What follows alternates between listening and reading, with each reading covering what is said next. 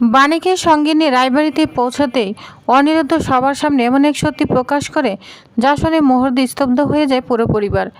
সে স্পষ্ট জানিয়ে দেয়, মাসিমণি, বাণী তোমার আসল মেয়ে। হ্যাঁ প্রিয়ভার্স, এমন এক বিস্ফোরণ এই পর্বে দেখা যাবে।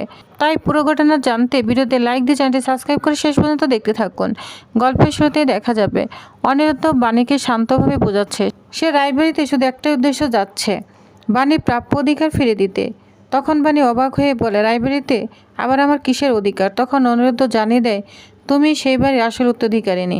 এই কথা শুনে যেন পায়ের তলা থেকে মাটি সরে যায় বাণীর। বিশ্বাস করতে না পেরে বাণী ছুটে যায় শ্যামলীর কাছে। তখন শ্যামলী কান্নায় ভেঙে পড়ে বহু বছরের গোপন সত্যি স্বীকার করে। সে জানায় বাণী তার নিজের মেয়ে নয়, ছোটবেলায় ধনপতি রাস্তা থেকে কুড়িয়ে এনে তাকে মানুষ করেছিলেন। এতদিনে যাকে বাবা বলে জেনেছে তিনি আসলে তার জন্মদাতা নন। এই কথা শুনে ভেঙে পড়ে বাণী। তারপরে দেখা যাবে বাণী ঠাকুরঘরে গিয়ে কান্নায় ভেঙে পড়ে। সে কান্না করতে করতে বলতে থাকে, আমি তাহলে কে? আমার আসল বাবা মা কে? আমার কি কোনো পরিচয় নেই? বাণীর আর্তনাদে যেন চারিদিকে ভারী হয়ে ওঠে। ঠিক তখনই অলৌকিকভাবে ঠাকুরের ফুল এসে পড়ে তার হাতে। সবাই চমকে যায়। শ্যামলী ও অনিরুদ্ধ বুঝতে পারে এ যেন ঈশ্বরের ইঙ্গিত। এরপর অনিরুদ্ধ বাণীকে সামনে নিয়ে বলে, তোমাকে এবার সত্যি মেনে নিতে হবে। তুমি রায়বাড়ির আসল মেয়ে। তোমার সিংহাসন, তোমার অধিকার সব তোমাকে ফিরে দিব আমি।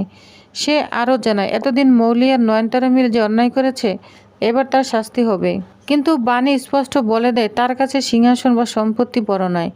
তার কাছে বড় হলো নিজের আসল বাবা মাকে ফিরে পাওয়া এবং তাদের উপর হওয়া অন্যায় বিচার। সে বলে, আমি এক মুহূর্ত অপেক্ষা করব না, আজই সব সত্যি সবার সামনে আনব। এরপর অনিরুদ্ধ সিদ্ধান্ত নেয় বাণীকে সে রায়বাড়িতে নিয়ে যাবে এক রাজকন্যার সাজে, কারণ সে বাড়ির প্রকৃত উত্তরাধিকারিণী। বাণী ও তানিয়াকে রাজকন্যার বেশে সাজে রওনা দেয় তারা। অন্যদিকে তখন মৌলি নিজের ঘরে বসে অনিরুদ্ধকে নিয়ে স্বপ্ন দেখছে। সে ভাবে অনিরুদ্ধ তার কাছে আসবে, তাকে ভালোবাসবে। কিন্তু সেই স্বপ্ন মুহূর্তেই ভেঙে যায় যখন নয়নতারা এসে তাকে ডাকে। ঠিক তখনই রায়বাড়িতে হঠাৎ অন্ধকার নেমে আসে। দরজা খুলে প্রবেশ করে বাণী আর তানিয়া রাজকীয় সাজে। তাদের দেখে ভয় পেয়ে যায় নয়নতারা। সে কাঁপা গলায় জিজ্ঞাসা করছে, কে এখানে? তখন বাণী ধীরে বলে ওঠে, অতীত ফিরে এসেছে। লাইট জ্বলে উঠতে নয়নতারা দেখে বাণী দাঁড়িয়ে আছে। সে ঠাট্টা করে বাণীকে অপমান করতে যায়, কিন্তু ঠিক তখনই অনিরুদ্ধ এসে বলে, যার যেখানে থাকার কথা সে আজ সেখানেই এসেছে, আর সব নাটকে শেষ হবে। তারপর মৌলি, ঈশানী, পিনাক্ষী, দাদু সবাই ড্রয়িং রুমে এসে জড়ো হয়। সবাই অবাক হয়ে দেখে বাণীকে। বাণী চুপচাপ নিজের বাবার দিকে তাকিয়ে থাকে। তারপর কাঁপা গলায় বলে, ছোট বাবু নয় বাবা, এই প্রথম পিনাক্ষীকে বাবা বলে ডাকে বাণী। সবাই হতবাক হয়ে যায়। তারপর সে ঈশানীর দিকে তাকিয়ে কান্না করে বলে, মা তুমি আমার আসল মা। এই কথা শুনে ঈশানী যেন বাকরুদ্ধ হয়ে যায়। পিনাক্ষী স্তব্ধ হয়ে দাঁড়িয়ে থাকে।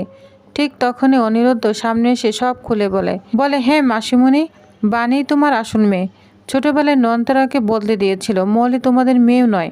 এই কথা শুনে রায়বাড়িতে যেন ভূমিকম্প নেমে আসে। মৌলি চিৎকার করে বলে, সব মিথ্যা কথা।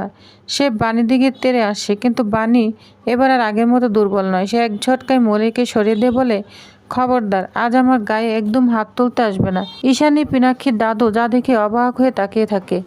এদিকে নয়নতারা ভয়ে কাঁপতে থাকে, আর অনিরুদ্ধর মুখে ফুটে ওঠে জয়ের হাসি। এখন দেখার বিষয়, ঈশানী কি বাণীকে নিজের মেয়ে হিসাবে গ্রহণ করবে? মৌলির কি শাস্তি হবে? নয়নতারা কি এবার সব হারাবে? জানতে হলে আগামী পর্ব একদম মিস করবেন না। ধন্যবাদ।